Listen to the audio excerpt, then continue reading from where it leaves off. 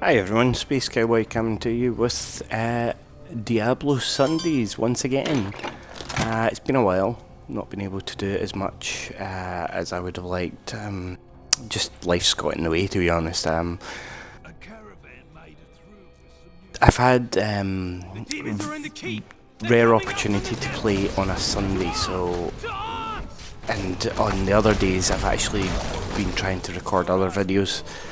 And with problems with getting videos recorded and up, and also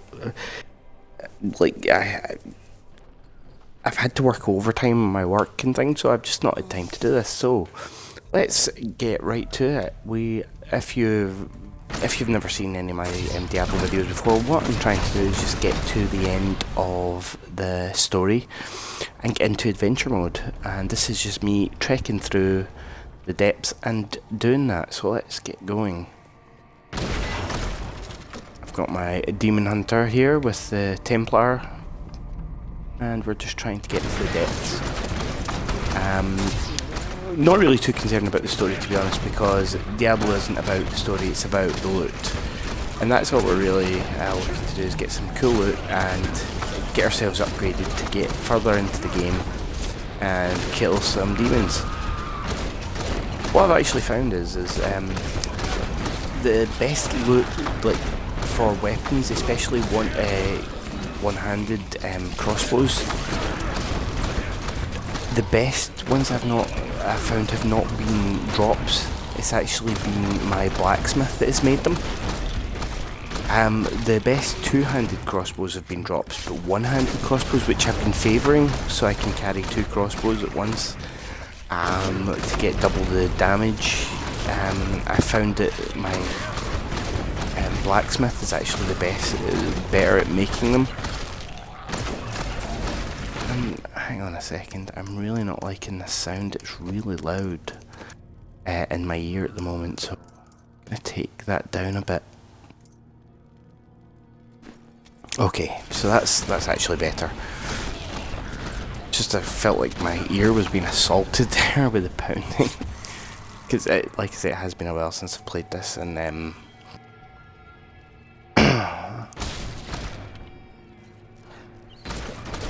right, let's get back into the swing of things.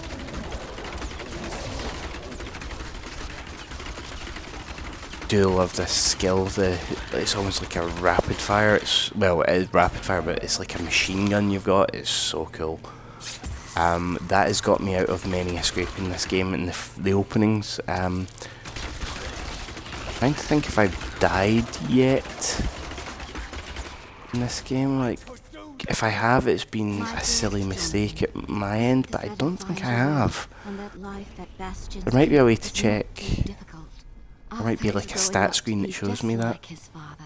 I'm happy to hear you'll be back in time for his birthday, and I'll be praying every night. I know that I should be listening to these lower bits like letters and things, but I really just I'm kind of like, I don't care. I just want to get to adventure mode. Oh, there's a named enemy, which means possibly some cool loot. So let's take care of them. And I'm liking the rate at which my magic and rage is filling up again. That's really cool. We'll do that, and we'll throw out a dragon. This as well. We'll throw out some chakrams. Oh, hatred is what it is. It's hatred.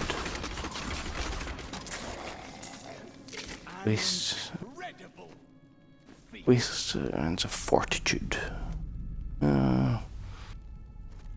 Compare them. Not really worth it, considering what I've got already. Not worth switching them over. Now, should I take that? Yeah, I will. I'll do that as well. And what I'll do is I'll socket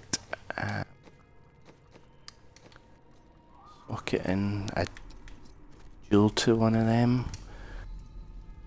So weapon damage to elites plus damage, plus life per hit, plus critical. You know what?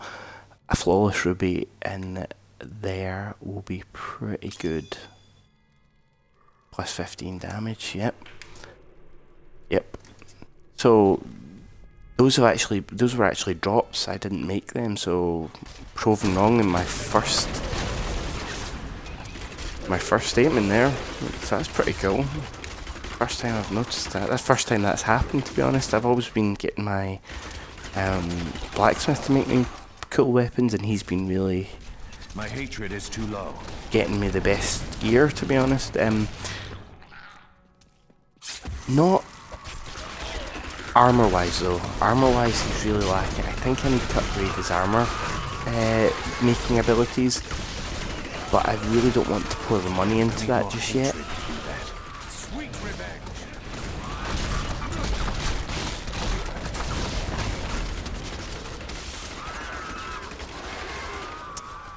So I've not put as much in as I would like to, but I've been using the money for other things, upgrading other things and buying things that I need. You know I shouldn't be, but I do want everything kind of fully upgraded by the time we get to the last act and are going through the adventure mode. I do like to have everything upgraded. Yeah. So, Diablo Sundays, what I want to do is not talk about Diablo all the way through it. Diablo Sundays is all about getting to adventure mode. That is the entire reason I'm doing this. I want to get to adventure mode. I want to try out all the neat little things they're doing. There's going to be seasons coming up and things, so really want to get into that kind of thing. So really this is going to be an opportunity for me just to kind of talk about what's been going on and, just kind of go through what's happening. And then once I get to adventure mode, it'll be more focused on how I want to spec my character and what I'm wanting to do with them, and in the post game, because that's everyone says it, and it's the old cliche, but the game doesn't start till the campaign is over. And with Diablo, the more people I talk to, especially in the subreddit and stuff, they preach that. They're like, no, Diablo starts when the campaign's over. So that's really when I'm going to be focusing on, my character's playstyle. Right now it's just use the abilities I can to get to the end. And that's really all it's going to be until I get there. But right now, it's all about just getting to the end. It's the story mode. But right now, I've started a new playthrough. I started Lego Batman. I picked up Lego Batman 3, and I'm doing a playthrough on that. It's going to be one of those things. I'm not going to try and pump out episodes of that constantly. It's just going to be when I've got time to do it, I'll do it. Sorry, I've still got this killer sore throat, so... but yeah, I do like the Lego games. I don't like Lego Star Wars. I had on PlayStation 3 Lego Star Wars The Complete Saga, as it was called. Really had a dislike for that game, and I think it's because the Lego Star Wars games are the first Lego games, so they're not as refined. So they've still got all these little quirks and things that they had. As Traveller's Tales went on and made more and more Lego games, they've refined those games to a fine art. And I think the problem is the first Lego games, especially the Star Wars ones, are very rough around the edges. They're not as fun. Things that that you take for granted in Lego games now just aren't there. The studs don't kind of magnetically come towards you as much as they do in the other games. It's actually harder to get all the studs per level.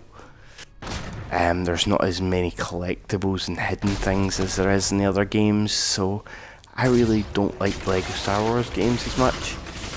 Lego Batman, absolutely love it. I've not played Lego Indiana Jones, but I would like to. Lego Pirates of the Caribbean is intriguing to me. Lego Jurassic World is awesome. I need more hatred to do that. I had that for the PlayStation, but again, a lot of my PlayStation stuff is gone because of my PlayStation 4 dying on me, so I'm still waiting. I'm really looking forward to diving into other Lego games, which I will be doing. I might put up more videos of Lego Marvel as I play it, just like random levels of, like if I do like side missions. What I might do is actually save up all the little side missions that I'm unlocking with the gold bricks and just do a bunch of them as one video and show you all the little funny side missions that you can do, and then all the secrets that are in them. And because once you play a level in a Lego game, you unlock it for what's called free play mode, which means you go back and play the level, but you can play it with all the characters you've unlocked in the game. You can change them at will. So there's lots of hidden things in different levels where you need characters with specific abilities. So once you play in free play mode, you can find all the hidden things and all the secrets. So I might do that in a video, because those levels are really cool, and they're introduced by Deadpool, who's voiced by Nolan North, who's fantastic at Deadpool.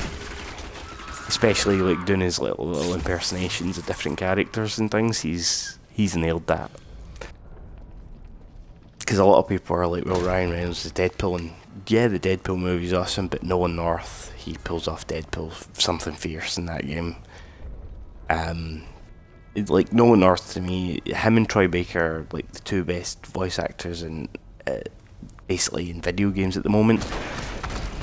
And if it wasn't for Nolan North, the Uncharted games would be fun little action games but bland.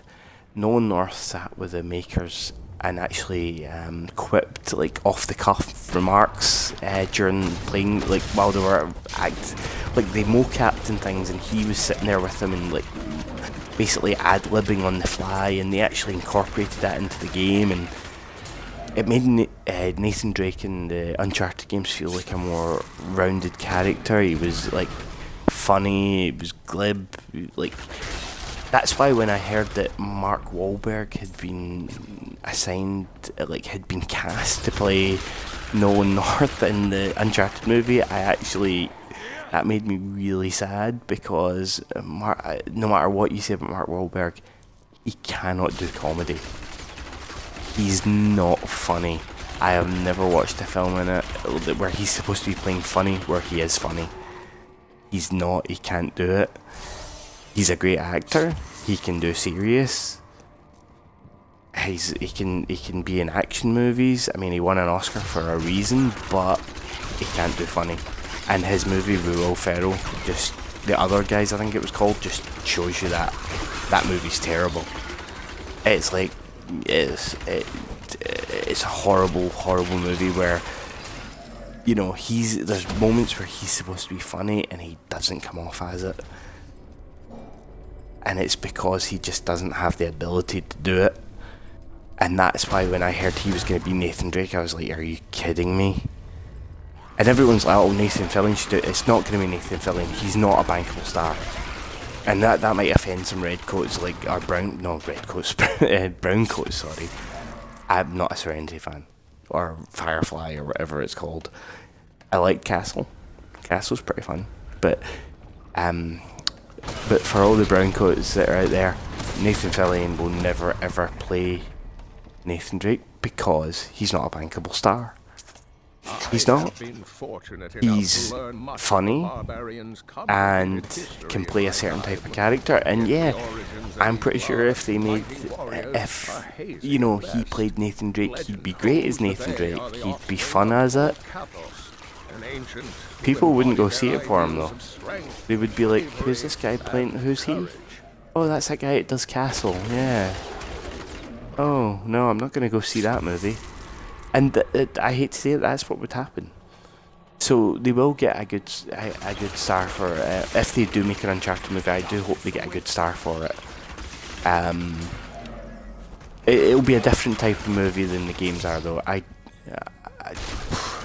let's be honest. There are. I don't want to say no, but there are very few video game movies that translate well. I'm struggling to think of any at the moment.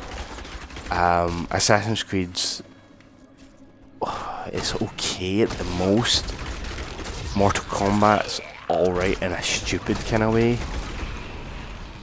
Super Mario Bros. Is terrible. Street Fighter is terrible. Let's think through them. Hitman's awful. Timothy Elephant is... Hitman was a terrible casting decision in the first place. Max Payne was terrible because they didn't get what the story was. In the Name of the King is terrible. Blood Rain's terrible. Anything that Uwe Boll did, or is that how you say it, Uwe Boll? So, you know, I mean, has there been one that's been... Tomb Raider's bad? Has there been one that's been actually... that people can watch and go, that was actually a good movie? And that's what I hoped Assassin's Creed was going to be. Because, say what you want about it, Assassin's Creed got a kick-ass story. Think about it, exploring genetic memories of assassins and going through the Assassin's Brotherhood through the years, fighting the Templar Order, using memories to train assassins quickly, like the bleeding effect, to become like highly trained assassins quickly by having them relive their ancestors' memories and finding these the objects of Eden. And you know, that was, it was like they were handed a great story in a plate and they didn't know what to do with it. Kind of like the guys with Max Payne. They had this great story about a drug, an experimental drug, and it's making people have visions of like Valkyries, and there's this guy who's like, his wife and child were killed and he's out to, you know, he's too deep undercover and he has to get out again, and you know, it's all that kind of stuff that's really, really neat. And instead it became a generic movie. I mean, Max Payne, right, the entire point of the Max Payne game. Oh, hello. You are too late. My servant is already inside your walls, and his hunger is ravenous. He will devour your corpse and those of your friends. Okay. I'm not buying it. But the big thing about the Max Payne game was bullet time. It's something that was created, I don't want to say created by the Matrix, but perfected in the Matrix movies, was this idea of bullet time. Everything slows down while you see the bullets. Like you literally could slow down time and perform these really cool moves, and you know, you were basically, what you were doing is you were creating great Hong Kong action movie set pieces just by slowing down time and diving through the air and stylish kills and, you know, really cool stuff, and it made you feel like a badass. And that was the entire thing about Max Payne. It wasn't that the story was great, it was that you could... Bullet time sold Max Payne. And it's the entire reason Max Payne's success was because bullet time. In the movie, there is literally one slow motion moment in the entire movie, and it's a crappy moment. He's diving backwards with a shotgun, and then that's it. And then it's like a normal shootout, and you're just like, I want to see the actor playing Max Payne diving through the air with two guns in his hand, shooting at someone sideways. And do you know what movie did that better than... do you know what movie that did that better than any other? And it wasn't a Hong Kong movie, because John Woo did it perfectly. But there is one movie that was done in the West that did that better than any other movie and rivaled John Woo's movies in action scenes. Hot Fuzz. And Hot Fuzz is a comedy. It's like a Mickey take of those type of movies. It's like not a Mickey take, but it's like a kind of paying homage to it by like creating a really cool, funny movie that has these weird action scenes that are totally, you know, over the top and silly. And if you see the action scenes, no one actually gets killed by any bullets in this game, in that movie. Watch the action scenes and you see that all the bullets are like knocking things into people, and it's like really quite unique how they did it. And Hot Fuzz did it better than Max Payne. My hatred is too low. And Max Payne was all about that. It's supposed to be all about that type of thing, and Hot Fuzz did it better. And that is just, you know, that tells you the state of what Max Payne was. There can't be, I mean, surely not all the comic book, well, not comic book, not surely not all the video game movies are bad. I mean, I'd hope for Gamer. You know, with the Gerald Butler movie where it's like prisoners are being controlled by gamers to, like, in this kind of Running Man style kind of online sensation where they were fighting for real and stuff, and I had high hopes for that. The first couple of trailers of that looked really interesting, and then it was terrible. So I was kind of disappointed by that one. Let's do that. Skills. Anything upgrade here? Not really. No. Oop. Hello. Marked for death. No, I'll not do that. Fine, but what we'll do is we'll with the cooldown. You know what? I think we're good. Actually, we don't need to upgrade anymore. Got a good shield on you already, so that's what we'll do. So, yeah, but as I try to rack my brain for like movies based on video games that came out, there's not been that good. They've all kind of been really bad. And you know what? I'm completely blanking right now on all of them. And there's probably, I mean, there's got to be one that was good. And I know people keep bringing up, oh, Mortal Kombat was good. Mortal Kombat was okay. It was silly. And that's about the best thing you can say about it, is that it was silly.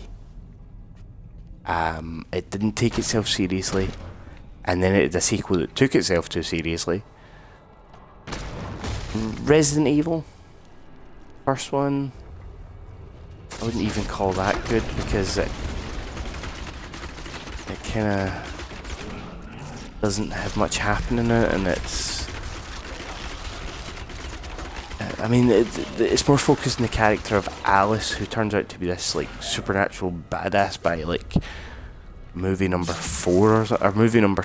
No, by the end of movie 2, she's like this supernatural badass kind of character that's, you're like, okay, how is she this? And then like there's all these weird explanations for it. I just, no, I can't even do Resident Evil because Resident Evil gave birth to all those really bad sequels.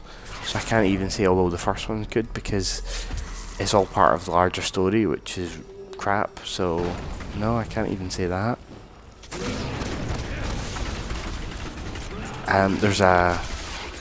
There's an animated Street Fighter 2 movie, and that had a chance at being good, except, and this is the thing, and I don't want to sound racist here, but Japanese animators, they can't help themselves, and Street Fighter 2 had a chance of being incredible as an animated movie, except they had to have a Chun-Li shower scene. Wasn't needed, didn't add anything to the movie.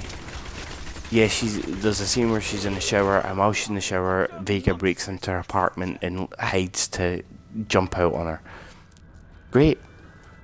I'm all for like her being targeted by Vega and Vega attacking her, but we did not need to see her in the shower.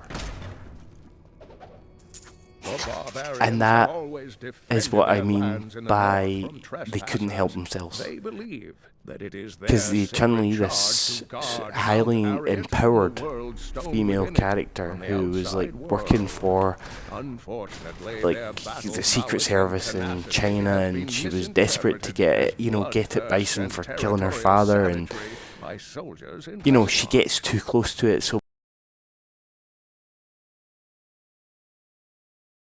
all so far so good. I'm all for that. That's a really good idea, to get her involved in the story, because the entire point of the story is Ryu's got to defeat Bison. He is going to do that. So and Ken gets he gets hypnotized into thinking Ryu's his enemy, and Ken and Ryu have this fight, and then it's Bison and Ryu, and it's really cool stuff. But had they left out the Chun-Li shower scene, the movie would have been epic. And there are cuts out there that don't have that shower scene in, because I think people who watched the movie were like, well, we don't need this. And you don't. And that movie could have, it's really good in including all the characters. And if they turned it into like a kind of mini-series kind of thing, it would have been cool. But I'll be honest, that movie cut out the Chun-Li shower scene, cut out all the stuff that leads up to that, where you see her getting changed and stuff. Cut that all out. My hatred is too low. Put in more scenes with different characters, like Dalsim and all those different characters. Flesh them out a bit more, and then you would have the makings of a good movie. Instead, we had to have our boobs in it, didn't we? And it's just like, really? If you want to see animated boobs, watch either Heavy Metal or look up hentai, and you get your animated boobs. Don't put it in my Street Fighter movie.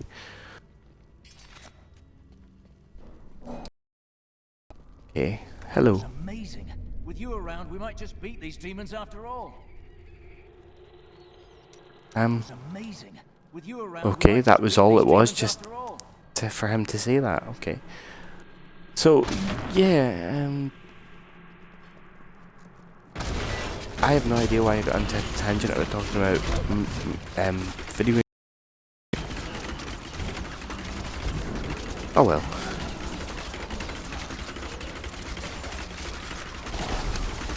But yeah, as I've been sitting here playing through these bits, I've been racking my brain just thinking, is there any good ones? And I really don't think there is. I watched that terrible Alone in the Dark movie. I watched that in its entirety thinking, this is a good idea, it's like Edward, is it Edward Carnaby?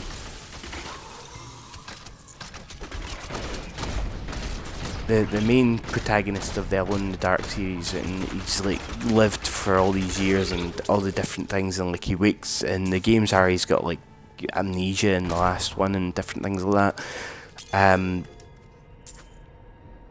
It's a great idea about a guy hunting, he's a demon hunter, and he knows he's kind of like I thought it'd be a kind of like Constantine kind of thing, which is what I mean by that is the series Constantine, not the movie, the Keanu Reeves movie. That wasn't very good. It was alright, but it wasn't very good. But what I mean is John Constantine, the TV show they did, which sadly just get cancelled, and it shouldn't have. It was absolutely brilliant. That was one of those things where it got cancelled too quick, and I thought that's what Alone in the Dark was going to be, and it wasn't. It was really, really bad. But anyway, I think that's as far as I'm going to take it today. Hopefully next Sunday I'll do more. But that's been me for this week. We've made our way through here. I think we're close to the end of this act, actually, or close to the end of this part of the act. So we're making good progress. Thanks for listening to my inane babble, which is... Yeah, that's kind of what Diablo Sundays is basically going to be for me, just a chance to kind of talk nonsense and get my way through this game, because otherwise it's kind of a repetitive game where all I'd be doing is listening to podcasts. What this does is give me a chance to basically talk about random topics and kind of maybe get things out there for discussion. You know, if there's anything that, if you think I've said something stupid or something, just throw it up in the comment section. I'm on Twitter. I'll put my Twitter handle in the description of this video. You can hit me up on Twitter. If you want me to talk about a certain thing during a video, yeah, definitely hit me up. I'm definitely willing to listen to people and hear what you have to say. But this is where I'm going to end the video. So I'm going to say thanks for watching. My name is Space Cowboy, and I'll see you next Sunday.